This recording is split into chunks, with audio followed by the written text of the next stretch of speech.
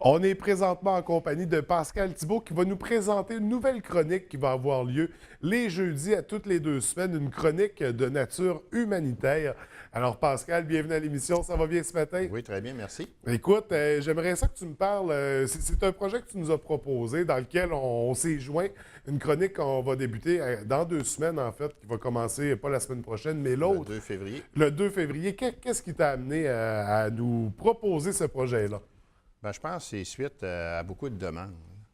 Parce que je fréquente beaucoup de gens et puis beaucoup de gens me disent, Pascal, un jour, j'aimerais ça faire une mission humanitaire. Les gens ont une certaine méconnaissance un petit peu comment s'y prendre. Oui.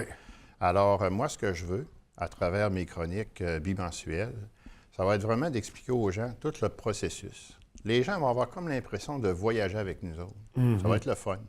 Et c'est évident qu'on va parler de l'incontournable passeport. Oui. On sait très bien que sans ça, tu ne peux pas mettre les pieds d'un avion. On va parler aussi du visa. Puis tu sais, François, en Afrique, il y a certains pays dont le visa n'est pas nécessaire. OK. Je vais expliquer pourquoi. Pourquoi en Tunisie? Pourquoi au Maroc? Pourquoi en Algérie? On n'a pas besoin d'avoir de visa. Pourquoi au Cameroun, on en a besoin d'un? Ouais. Donc, une chronique dans laquelle on va se préparer pour ça, là, pour des expériences humanitaires, Exact. pour des voyages particuliers. D'ailleurs, tu as une grande expérience, toi, du voyage humanitaire. On sait, on se rencontre à tous les ans pour ton implication au Cameroun. En fait, tu as même fondé, créé le groupe d'entraide Les Yeux du Cœur. Oui. Ça fait combien de temps que tu t'impliques comme ça? Bien, moi, là, si je regarde, là, ça fait depuis 2000 que je m'implique concrètement. Concrètement, là, ça fait 17 ans cette année. Oui. Mais je peux te dire une chose, que je vais aborder aussi les faits cocasses, parce qu'il y en a. Hein, des fois, c'est drôle aussi. Oui.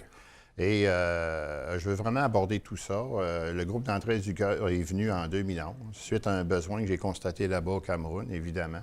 Quand tu vois les enfants qui ont de multiples besoins, que ce soit sur le plan alimentaire, vestimentaire, au niveau des soins médicaux d'urgence, au niveau scolaire, je ne pouvais pas faire autrement que fonder un organisme pour les aider, là. Mais en revenant par rapport aux chroniques, c'est ça. Je veux vraiment parler de tout. Je veux toucher aussi à l'aspect de la vaccination. C'est très important parce qu'on sait très bien qu'il y a des vaccins qui sont bons pour une durée de 10 ans. Il y en a qui sont bons pour une durée de 7 ans. Il y a des vaccins buvables aussi qui sont bons 3 mois, genre pour la diarrhée du voyageur. On va en parler, qui est du coral. En tout cas, je n'irai pas trop loin. On va attendre un peu, on ne verra pas le punch. Là, on met la table à des sujets qui seront à surveiller, mais c'est vraiment ça qu'on va explorer au fil des chroniques. Exact. On va voir comment on se prépare au voyage humanitaire, mais comment on le vit également. Comment ça se passe au moment où on est dans un pays qui n'est pas le nôtre. Exactement. Puis qu'on est là pour aider, parce que ce pas des voyages 5 étoiles. On ne dort pas à l'hôtel, puis il n'y a pas le buffet tous les jours. Là, non, puis c'est bon ce que tu en parles, parce que ça va être important aussi. Ça va être de démystifier c'est quoi un voyage touriste, genre qu'on part 2 semaines, mettons, l'Abbé Cuba. Oui. Puis on part de l'Abbé au Cameroun. C'est pas du tout la même préparation, que ce soit psychologique, que ce soit dans nos valises aussi, parce que quoi mettre, quoi pas mettre. Comment s'habiller?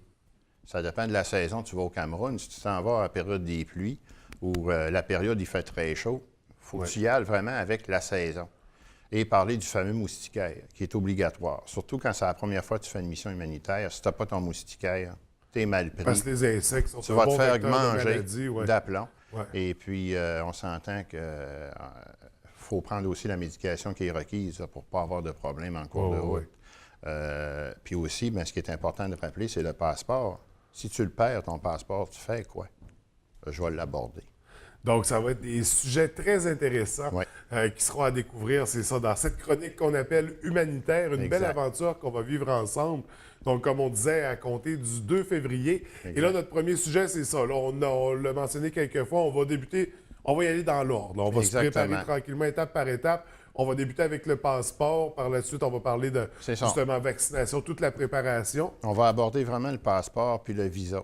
Oui. Ça, c'est important parce que le passeport, moi, ça m'est arrivé une année de l'avoir oublié. Je vais donner un exemple. Il faut toujours l'emporter avec nous quand on est au Cameroun.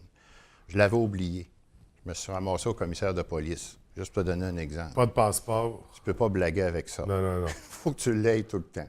Alors, je vais expliquer un peu les coûts, la validité du passeport.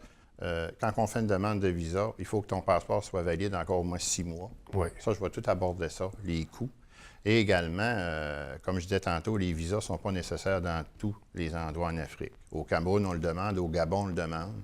Mais si tu t'en vas dans les pays arabes, c'est pas nécessaire. Okay. Alors, je vais expliquer pourquoi c'est comme ça.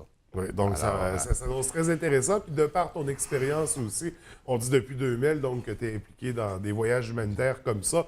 Tu en as vu des vertes, des pas mûres. Tu as vécu beaucoup de choses. Je me souviens même d'épisodes où tu as été malade pendant ton expérience. Puis c'est pas à prendre à la légère. Là, non, c'est pas à prendre à la légère. Mais ce que j'ai remarqué au fil des années, c'est qu'on dirait que quand tu es malade, c'est au début, dans les premières années.